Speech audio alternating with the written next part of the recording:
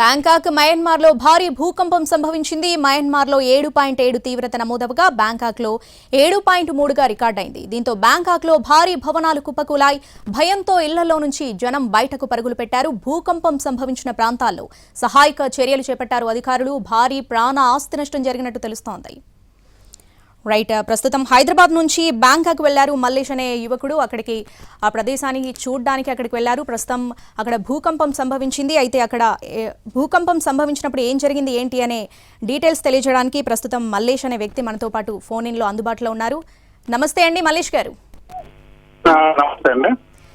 ఎన్ని గంటలకు భూకంపం వచ్చింది ఏంటి, అక్కడ అసలు ఏం జరిగింది? సరిగ్గా 2 గంటల ఇక్కడ సమయం 2 గంటలండి. ఓకే, స్థానికంగా 1.5 అవర్ డిఫరెంట్ గా ఉంటది, తేడా ఉంటుంది. 30 సెకండ్ల పాటు సడన్ గా రెస్టారెంట్ లో భోజనం చేస్తున్నాం మేము మా స్నేహితులు. సడన్ గా ఊగడం ప్రారంభించిందండి. బయటకు వచ్చేసరికి అల్లకల్లోలంగా ఉంది. పెద్ద పెద్ద భవనాలు ఊగుతూ కనిపించాయి. ఇక్కడ నేను ఎస్పెషల్లీ సుఖామాత్ అనే ప్లేస్ లో ఉన్నాను. ఇక్కడ అనేక మంది మన తెలుగు పర్యాటకులు కూడా చాలా మంది ఉన్నారు. భయంతో హోటల్ రూమ్ నుంచి బయటకు పరిగెత్తుకొచ్చారు మొత్తం. ఇక్కడ వాతావరణం ప్రస్తుతం మా చుట్టుపక్కల ప్రాంతంలో మాత్రం లైట్ గా డ్యామేజ్ అయింది. హోటల్ అద్దాలు అవన్నీ మిగిలాయి. దూరంగా ఉన్న సింగిల్ భవనాలు, చిన్న చిన్న పెద్ద హైట్ లో ఉన్న భవనాలు మాత్రం ఊగిపోయాయి. ఎంత ధ్వంసమైందో తెలియదు.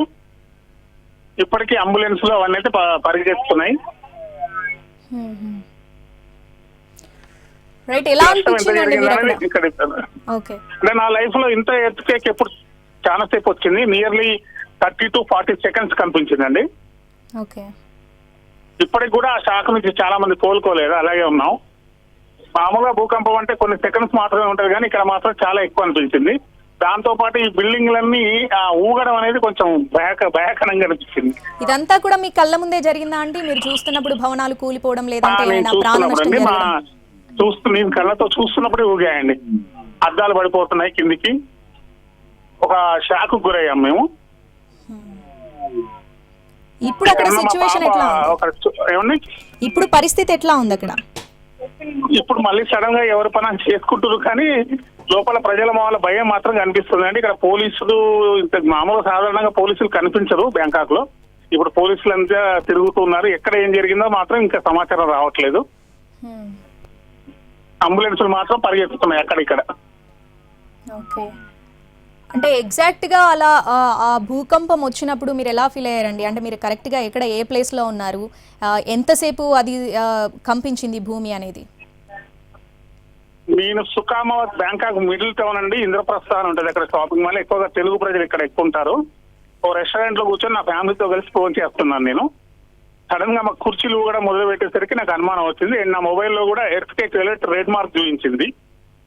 దాన్ని చూడడం వల్ల నేను ఇమీడియట్ గా బయటకు వచ్చేసాం అందరం. మా పిల్లలు మేము బయటకు వచ్చేసి రోడ్డు మీద నిలబడిపోయాం. వచ్చేసరికి అందరూ అక్కడ రోడ్డు పైన గుమిగూడారు. ఇక చుట్టుపక్కల ఉన్న భవనాలు చూసి చాలా భయపడిపోయారు. ఎందుకంటే కదులుతున్నాయి అవన్నీ, కింద పడిపోతాయా ఏమవుతాయా అర్థం కాక. నియర్లీ 30 to 40 సెకండ్స్ అండి. ముఖ్యంగా మా ఎదురుగా ఉన్న ఒక టాల్ బిల్డింగ్ ఊగుతుంటే భయం అయింది మామూలుగా. మీరున్న రెస్టారెంట్ కూడా కదిలినట్టుగా అనిపించిందండి?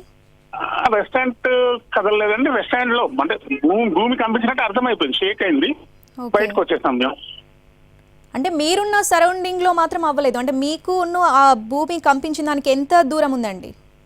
లేదండి, నేను కంపించింది భూమి ఉన్నాను నేను. ఇక్కడ కూడా వచ్చింది కదా, దాన్నే ఫీల్ అయ్యి చెప్తున్నాను మీకు. ఓకే, అంటే మళ్ళీ భూమి కంపించడం, మళ్ళీ భూకంపం సంభవించే సూచనలు ఉన్నాయి అన్నట్టుగా ఏమైనా అధికారులు అలర్ట్లు జారీ చేశారా అండి? ఇక్కడ స్థానికులు ఏదో రూమర్స్ చెప్తున్నారండి. ఇప్పటికే చాలా మంది బయలుదేరుతున్నారు ఎక్కడ వాళ్ళు అక్కడికి. ఏం జరుగుతుందో అయితే తెలియదు. నాకు కూడా ఫ్లైట్ ఈవినింగ్ ఉంది, మేము కూడా బయలుదేరుతున్నాం. ఓకే, మీరు మొత్తం ఎంతమంది వెళ్ళారండి అక్కడికి? నేను నా ఫ్యామిలీ మెంబర్స్ అండి, మా పాపలు 2, మా వైఫ్. ఓకే, మీరుండే ఏరియా ఎక్కడ ఉన్నారు అసలు? సుఖామావత్ అండి, సుఖామావత్ బ్యాంకాక్ మిడిల్ సిటీ ఇది. ఓకే, రైట్ మల్లేష్ గారు, థ్యాంక్ యూ అండి.